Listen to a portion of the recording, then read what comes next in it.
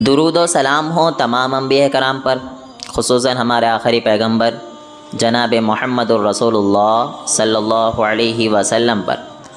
अल्लाहुम्मा सल्लि अला मुहम्मद व अला आलि मुहम्मद कमा सल्लैता अला इब्राहीम व अला आलि इब्राहीम इन्नका हमीदुम मजीद। अल्लाहुम्मा बारिक अला मुहम्मद व अला आलि मुहम्मद कमा बारकता अला इब्राहीम व अला आलि इब्राहीम इन्नका हमीदुम मजीद। हाज़रीन जुमा, सबसे पहले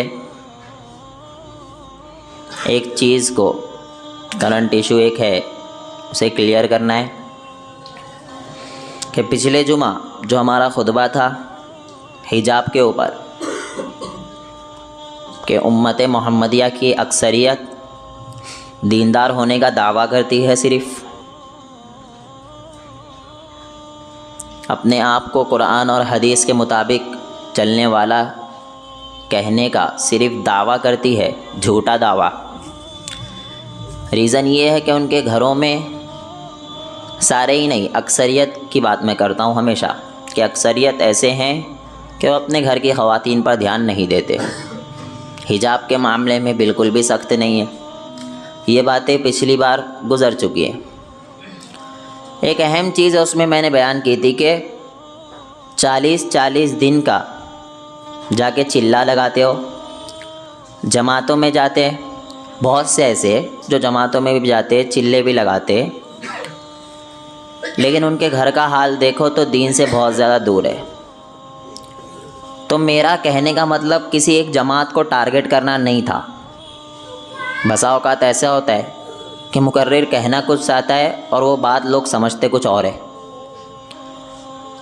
इस जुमले से कहने का मतलब ये था कि जो मुआशरे में एक दीनदार लोग जिसे समझा जाता है, जो जमातों में जाते, जिसे मुआशरे ने समझा है कि बहुत ज़्यादा दीनदार लोग हैं, इस वजह से उनकी मिसाल दी गई थी।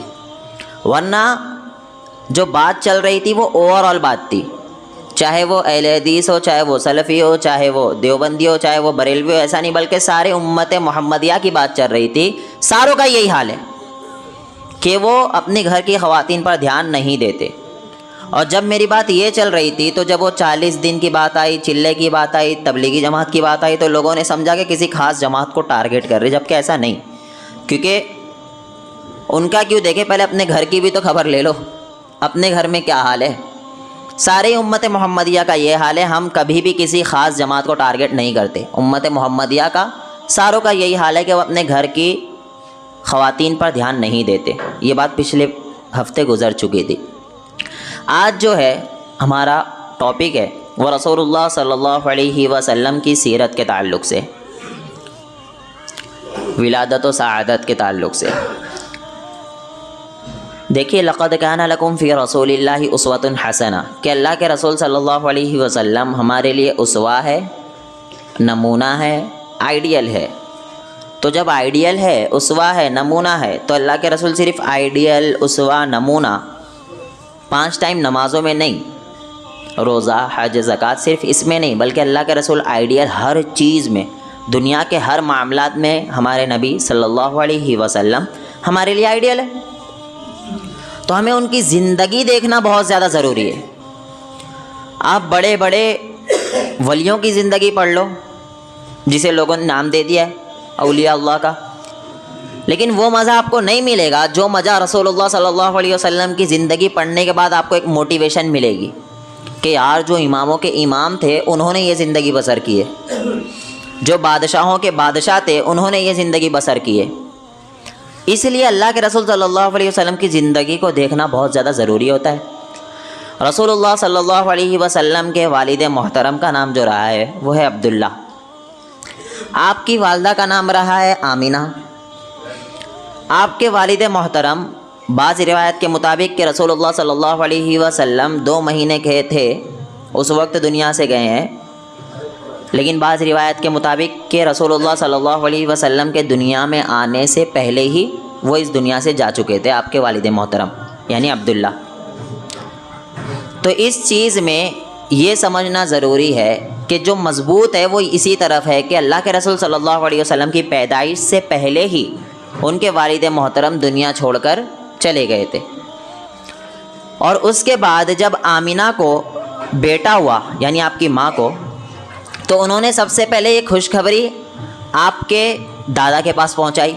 और आपके दादा जो थे वो अब्दुल मुत्तलिब, अल्लाह के रसूल सल्लल्लाहु अलैहि वसल्लम के दादा अब्दुल मुत्तलिब को जैसे ये खुशखबरी मिली कि मेरे घर विलादत हुई है पोते की, तो उन्होंने बहुत ज़्यादा खुश हुए और खुशी में अपने पोते को लेकर जाकर काबे के पास अल्लाह रब्बुल आलमीन का शुक्र अदा किया। ये काम करने वाले अब्दुल मुत्तलिब, और अभी बचपन ही में थे। अरब का ये मामूल था कि मक्का यानी मक्का क्यों, हर ही शहर जैसी शहरी बीमारियों से, शहरी अमराज से बचाने के लिए बच्चों को बचपन ही में दूध पिलाने वालियों के पास छोड़ दिया करते थे। दूध पिलाने वाली आती थी, बच्चों को ले जाया करती थी, वो छोड़ दिया करते थे शहरी अमराज से बचाने के लिए। जो वबाएं फैली हुई होती है, जो बीमारियां फैली होती है, इन बीमारियों से बचाने के लिए शहर से दूर दूध पिलाने वालियों के पास छोड़ दिया करते थे। तो बनो साद की एक खातून जिनका नाम था हलीमा, तो हलीमा, दाई हलीमा जो है, अल्लाह के रसूल सल्लल्लाहु अलैहि वसल्लम उनके पास गए। अब्दुल मुत्तलिब ने उनके पास भेजा आपके दादा। तो आप दाई हलीमा के पास रहे हैं और दाई हलीमा ख़ुद अल्लाह के रसूल सल्लल्लाहु अलैहि वसल्लम के इब्तिदाई हालात बयान करती है। वो वाक़या यूँ है, गौर से सुनना सब। वो वाक़या यूँ है कि रसूलुल्लाह सल्लल्लाहु अलैहि वसल्लम की पैदाइश हुई, क्योंकि अल्लाह के रसूल यतीम थे। यतीम कहते हैं कि सर के ऊपर से बाप का साया निकल जाए। माँ ज़िंदा हो, अगर माँ दुनिया से चली गई और बाप ज़िंदा है तो यतीम नहीं कहलाएगा।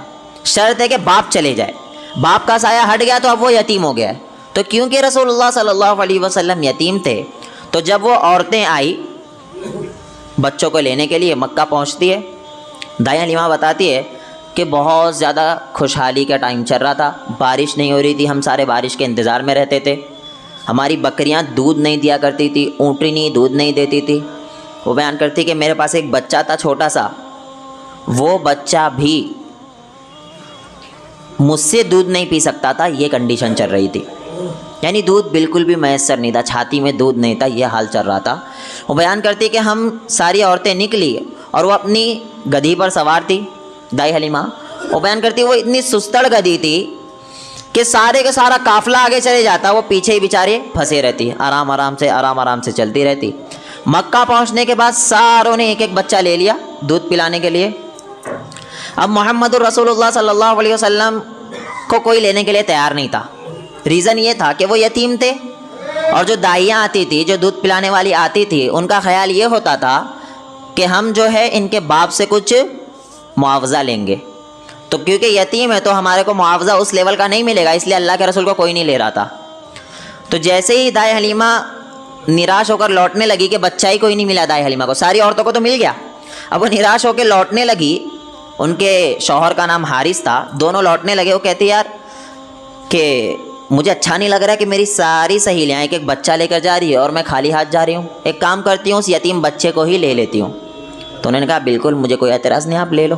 अब वो जाते हैं और मोहम्मद रसूलुल्लाह सल्लल्लाहु अलैहि वसल्लम को लेते हैं, और लेने के बाद वहाँ से निकलते हैं। और गौर कीजिए, रसूलुल्लाह सल्लल्लाहु अलैहि वसल्लम को लेने के बाद जब निकले, वो बयान करती कि जब हम अपने काफ़िले में पहुँचे तो सारा मामला उल्टा हो गया। जो गधी मेरी सवारी वाली थी वो सबसे पीछे चलती थी ना, अब वो सबसे आगे चलने लग गई। ये सारे परेशान हो गए कि ये हो क्या रहा है, आपके साथ क्या हुआ। दाई हलीमा से पूछ रहे, बोलते आपने कुछ काम किया, क्या हो गया। सब हैरत में औकमा कौल, सारे अपने अपने तरीके से पूछ रहे हैं। वो कहते ऐसा तो कुछ नहीं हुआ है। और उनकी जो गधी थी वो सबसे आगे चलने लग गई, उनकी सवारी जो पीछे चल रही थी।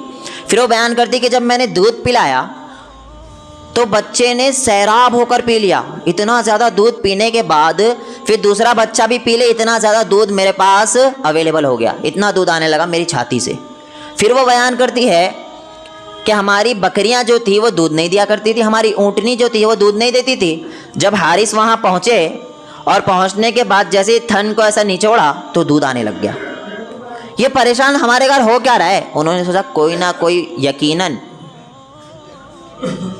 बड़ी शख्सियत हमारे पास आई है। सुभान अल्लाह, ये बचपन का हाल है अल्लाह के रसूल का, कोई बड़ी शख्सियत हमारे पास आई है। उनके शौहर कहते हैं हाँ। फिर वो क्या होते हैं, सुबह बकरी चराने के लिए जाते हैं और वापस लौटते हैं जब, तो सारी बकरियों के पेट में दूध आ चुका होता है, थन में दूध होता है। जो बकरियां दूध नहीं दे रही थी, जिनको खाने के वांदे थे, यानी खाने पीने को कुछ भी नहीं था, चारा नहीं मिल रहा था, वो बकरियां दूध देने लग गई। अब जो कबीले वाले लोग थे, वो कबीले वाले लोगों ने क्या कहा, सारे के सारे अपने चरवाहों से कहा कि जहाँ पर हारिस का चरवाहा यानी दाई हलीमा का चरवाहा आ जाता है, वहाँ जाना पीछा करके। उनके इधर तो दूध आ रहा है, हमारे इधर क्यों नहीं आ रहा दूध? सब चिल्ला कर भेजते हैं। वो सारे के सारे उनका पीछा करते हुए जाते, वो जहाँ जा रहे। अब सारे वहीं से चरते जहाँ से इनकी बकरियाँ चर रही है। अब वहाँ से लौट के जैसे ही पहुँचते हैं घर, तो इनकी बकरियों में दूध होता है और इनकी बकरियों में दूध नहीं होता। सुबहान अल्लाह, बचपन ही से मौजिज़े करामात चालू हो गई थी अल्लाह के रसूल की। इनके पास दूध अवेलेबल, इनके पास दूध अवेलेबल नहीं है। अब इन्हें इतना ज़्यादा खुशी हुई, इतना ज़्यादा मोहब्बत से, शफ़क़त से अल्लाह के रसूल को पालने लगे कि वो बयान करती 2 साल हो गया, सारे मामला चेंज हो गए, हमारे यहाँ खुशहाली आ गई, हमारे यहाँ जो गम के माहौल थे सारे ख़त्म हो गए। जब 2 साल मुकम्मल हो गए, 2 साल दूध छुड़ाने की मुद्दत होती है, 2 साल मुकम्मल हो गए, तो हमारे यहाँ की औरतों ने जब 2 साल हो गया तो बच्चा छोड़ कर आते हैं जाकर। अब उन्होंने सोचा अब बच्चे को तो मैं नहीं छोड़ूंगी, यानी अल्लाह के रसूल को सल्लल्लाहु अलैहि वसल्लम। आप गौर करो, जिस बच्चे को कोई भी लेना नहीं चाह रहा था, अब सिचुएशन ये आ गई कि वो छोड़ने के लिए तैयार नहीं हमारे नबी को सल्लल्लाहु अलैहि वसल्लम। अब वो क्या करते हैं कि क्या बहाना बनाऊं, वो जाते हैं आमीना के पास 2 साल मुकम्मल होने के बाद और कहते हैं कि मुझे ख़तरा है कि कहीं मक्का के वबाई बीमारियां जो है वो कहीं इस बच्चे को ना पकड़ ले, इसलिए हमारे पास कुछ साल और रहने दीजिए। बहुत ज़्यादा इसरार करते हैं तो दाई आमीना जो है वो मान जाते हैं कि ठीक है कोई बात नहीं, यहाँ पर रख लो। अब वो बहुत ज़्यादा खुशी खुशी वापस आते कि मुझे वापस से बच्चा मिल गया। और सारे तो 2 साल में छोड़ देते, लेकिन जो है दाई हलीमा वो बच्चे को छोड़ते नहीं है। अब वापस पहुँचते काफ़िला, तकरीबन 3 साल या 4 साल की उम्र अल्लाह के रसूल सल्लल्लाहु अलैहि वसल्लम की हो चुकी थी। उस वक्त क्या होता है, बच्चों के साथ अल्लाह के रसूल खेल रहे थे। दाई हलीमा बयान करती कि सारे बच्चों के मुकाबले में ये जो बच्चा था यानी मोहम्मद रसूलुल्लाह सल्लल्लाहु अलैहि वसल्लम, ये बहुत तेज़ी से बढ़ रहे थे। इनके अंदर हरकत इनके मुकाबले में बहुत ज़्यादा थी, इनके अंदर चुस्ती इनके मुकाबले में बहुत ज़्यादा थी। एक्टिव बच्चे थे हमारे नबी सल्लल्लाहु अलैहि वसल्लम। वो बयान करती कि बच्चों के साथ खेल रहे थे। ये पूरा वाक़या हज़रत अनस रज़ी अल्लाह अन्हु से मरवी है और सही मुस्लिम के अंदर आपको पूरा हूबहू मिल जाएगा। वो बयान करती है कि वहाँ पहुँचने के बाद बच्चे खेल रहे थे, अचानक जिब्राइल आते। जिब्राइल आने के बाद रसूलुल्लाह सल्लल्लाहु अलैहि वसल्लम की उम्र अभी 4 से 5 साल के बीच में है। जिब्राइल आने के बाद रसूलुल्लाह सल्लल्लाहु अलैहि वसल्लम को लेते हैं और लेटाते हैं। अभी बच्चे ही अल्लाह के नबी लेटाते हैं ज़मीन पर। लेटाने के बाद अल्लाह के रसूल सल्लल्लाहु अलैहि वसल्लम का शक्के सदर किया जाता है, यानी आपका सीना मुबारक को चीरा जाता है, अंदर से दिल निकाला जाता है और दिल निकालने के बाद उस दिल को एक हिस्से को जमज़म से धोया जाता है, जमज़म पानी से धोया जाता है। और कहते हैं कि इसमें एक शैतान का जो हिस्सा था उसे धो दिया गया है। अब उसके बाद रसूलुल्लाह सल्लल्लाहु अलैहि वसल्लम के जिस्म मुबारक में दिल मुबारक को वैसे ही लगा दिया जाता है और उसके बाद अल्लाह के रसूल सल्लल्लाहु अलैहि वसल्लम को छोड़ दिया जाता है। अब यहाँ बच्चे परेशान सारे कि इनके साथ हुआ क्या है। ये फ़ौरन भाग के जाते हैं दाई हलीमा के पास और कहते हैं कि मोहम्मद कत्ल हो गए।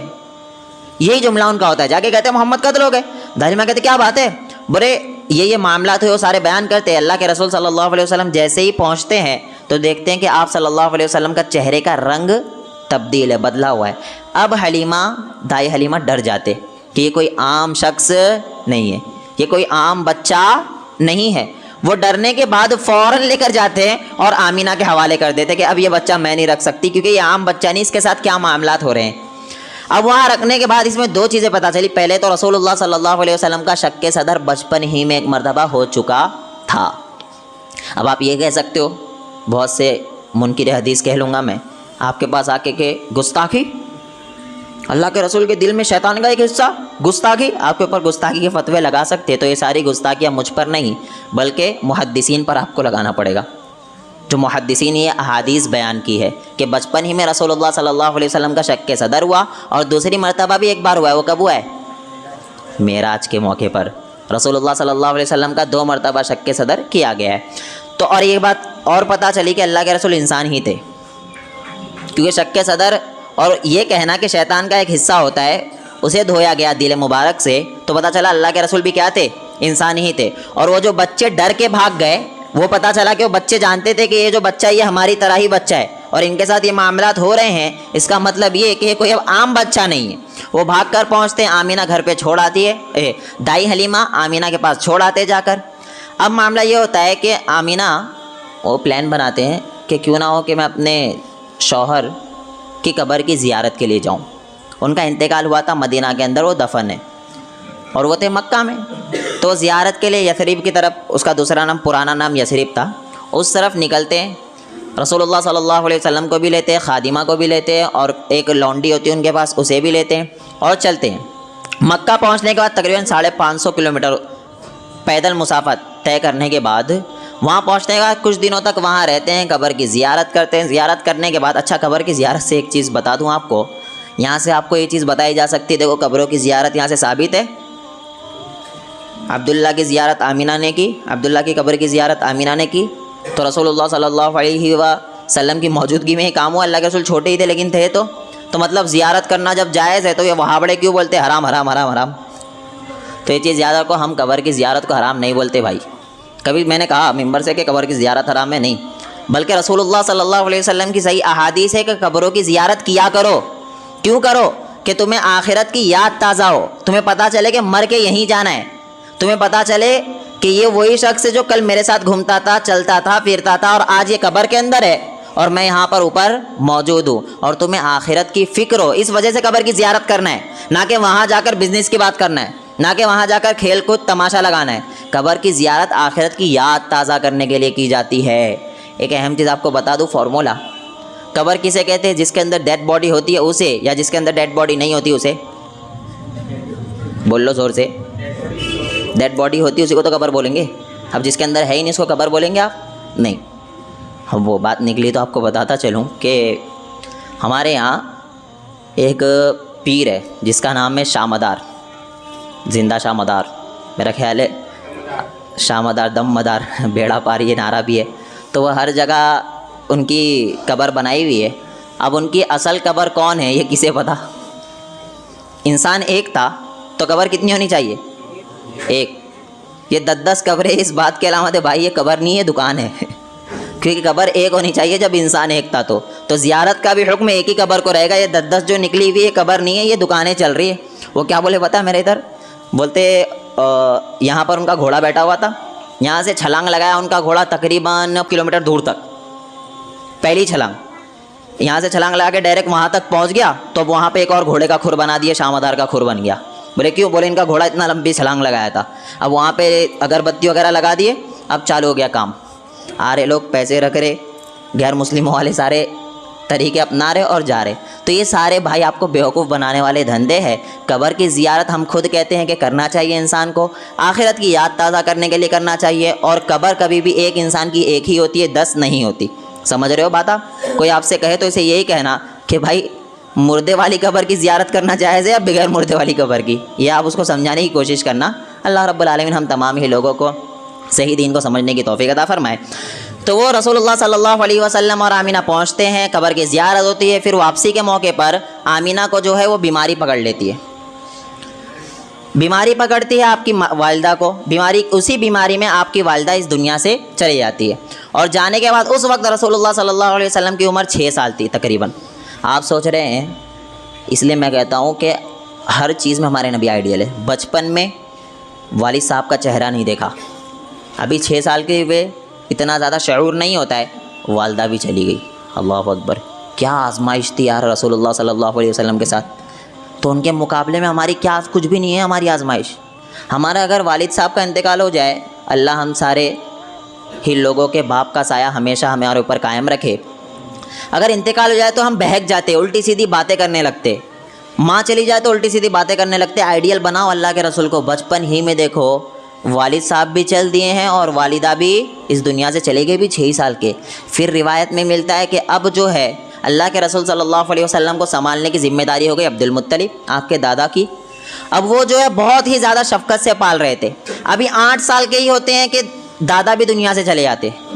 क्या आजमाइश पे आजमाइश। बाप चले गया, माँ चली गई, दादा के साय में थे, दादा भी दुनिया से चले गए 8 साल की उम्र में। अभी तो कोई उम्र बहुत ज़्यादा बड़ी भी नहीं हुई, मैच्योर भी नहीं हुए। अल्लाह अकबर। इसलिए कहता हूँ जब भी कोई गम आए, कोई तकलीफ़ आए, तो हमारे नबी की तकलीफ़ को याद करोगे ना, तो आप सोचोगे मेरी तकलीफ़ कुछ भी नहीं है अल्लाह के रसूल की तकालीफ़ के सामने। फिर आगे चलो, अभी 8 साल की उम्र में दादा का इंतकाल हो गया है। अब जो है वो आते हैं अबू तालिब के पास। अबू तालिब कौन थे? आपके चचा थे। आपके चचा के पास यानी सरपरस्ती में आते हैं। अब आपके चचा अबू तालिब उनकी परवरिश करते हैं, और अबू तालिब बहुत ही अच्छे से आपकी परवरिश किए, आपका साथ दिए, हमेशा साथ दिए, दीन फैलाने में भी बहुत साथ दिए। अबू तालिब का यही जुमला होता था कि जो मोहम्मद कर रहे हैं सल्लल्लाहु अलैहि वसल्लम, उन्हें वो काम करने दीजिए, आपको क्या करना है, आप अपने काम से काम रखिए, इन्हें अपना काम करने दीजिए। अबू तालिब मुअज़्ज़ज़ थे उस वक्त के, यानी मोतबर कह लीजिए, जिसकी बात लोग माना करते थे। तो उन्होंने यही फ़ैसला किया था कि जो मोहम्मद कर रहे हैं सल्लल्लाहु अलैहि वसल्लम, उन्हें अपना काम करने दीजिए। लोगों ने यही आकर कहा था कि आपका भतीजा जो है देखो क्या काम कर रहे, हमारे माबूद, बातिल तो मैं कह रहा हूँ, वो बातिल नहीं मानते थे, हमारे माबूदों को बुरा भला कह रहे करके ये आके अबू तालिब से शिकायत करते थे। और अबू तालिब ने साथ दिया अल्लाह के रसूल का हमेशा से। बदकिस्मती यही रही है कि आखिरी वक्त में वो ईमान नहीं ला सके। आखिरी वक्त में ईमान के लिए मोहम्मद रसूलुल्लाह सल्लल्लाहु अलैहि वसल्लम वहाँ पहुँचे भी थे, और पहुँचने के बाद अल्लाह के रसूल सल्लल्लाहु अलैहि वसल्लम ने कहा था चचा कलमा पढ़ लो कि मैं सिफारिश कर सकूँ अल्लाह के पास। लेकिन होता है ना कि आपके साथी लोग कभी भी आपको कामयाब होने नहीं देते।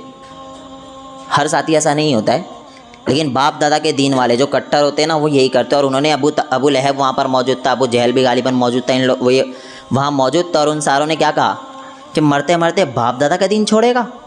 यही जुमला आज हमें भी कहा जाता है कि इतना फंटर हो गया, इतना दीन समझ गया कि बाप दादा के दीन छोड़ रहा है। मरना भी तो बाप दादा के दीन पर मरना, ये कहते हैं जुमला। याद रखो, बाप दादा के दीन पर मरोगे, अगर बाप दादा सही नहीं थे तो वो आपके कुछ भी काम आने वाले नहीं हैं। अबू लहब ने भी यही जुमला कहा था, मरते मरते बाप दादा का दीन छोड़ा अबू जहल ने, और अबू तालिब ने सिर्फ इसी वजह से कलमा नहीं पढ़ा और आपकी वफ़ात हो गई, दुनिया से आप चले गए।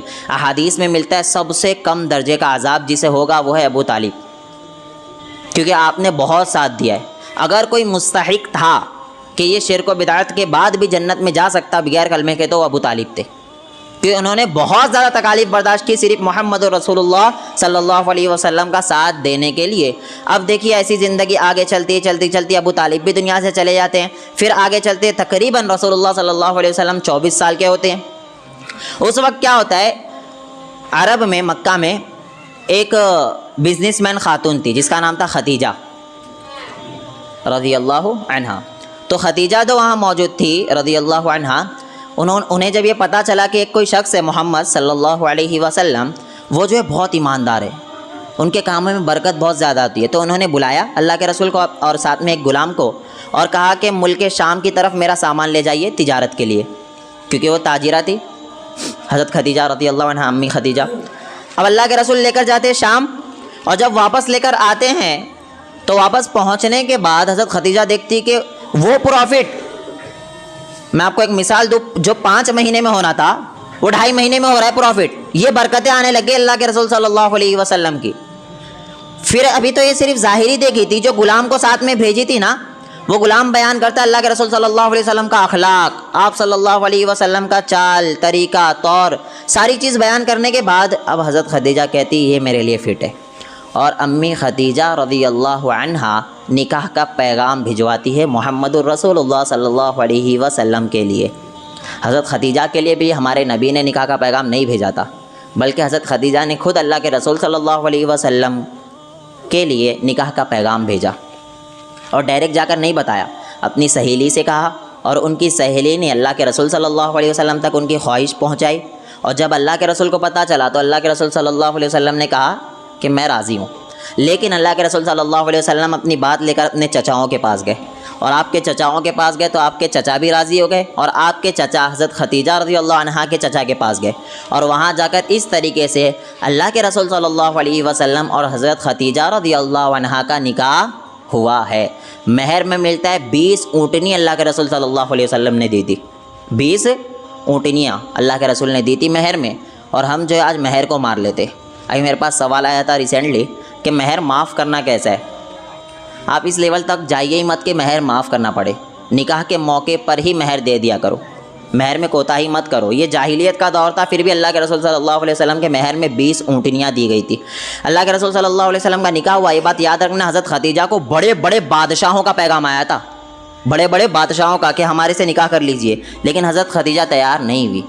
और हज़रत खदीजा रज़ी अल्लाह अन्हा ने अखलाक देखा, दीन देखा, अमानतदारी देखी अल्लाह के रसूल में, तो उनको निकाह का पैगाम भेजा और वहाँ निकाह हो गया। एक और चीज़ पता चली कि अगर औरत को या लेडीज़ को कोई लड़का पसंद है तो वो इजहार कर सकती है, वो अपने घर वालों को ये बता सकती है। क्या बताएगी कि मुझे फ़लाँ लड़का पसंद है, मुझे फ़लाँ, अगर कोई ऐसी औरत है जो मुतल्लका है, कोई ऐसी औरत है जो बेवा है, तो वो इजहार कर सकती मुझे फ़लाँ आदमी पसंद है। आज हमने इसे ऐब बना लिया है।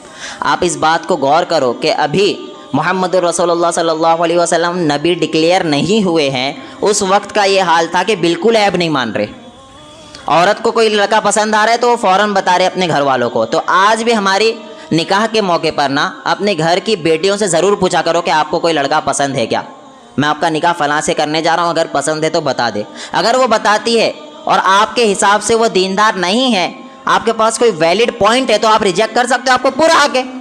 लेकिन आपको ये देखना ज़रूरी है कि जो लड़का उसे पसंद है वो सही है या नहीं है।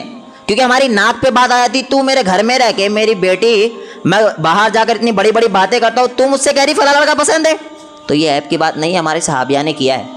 हमारी सहाबिया ने खुद पैगाम पहुँचाया है साहबाओं तक कि हमें आप पसंद हो, हमें निकाह करना चाहते हैं। हज़रत खदीजा से बड़ा कौन आइडियल होगा, हज़रत खदीजा ने निकाह पहुँचाया है, पैगाम पहुँचाया है। तो हमें भी आज के टाइम पर निकाह से पहले अपनी बेटियों से या अपने बेटों से ये पूछना ज़रूरी है कि मैं फ़लाँ जगह आपका निकाह कर रहा हूँ, क्या आपको पसंद है वो जगह। अगर वो कहता है नहीं पसंद तो आप छोड़ दो, खामखा का उसके ऊपर थोपो मत, लादो मत।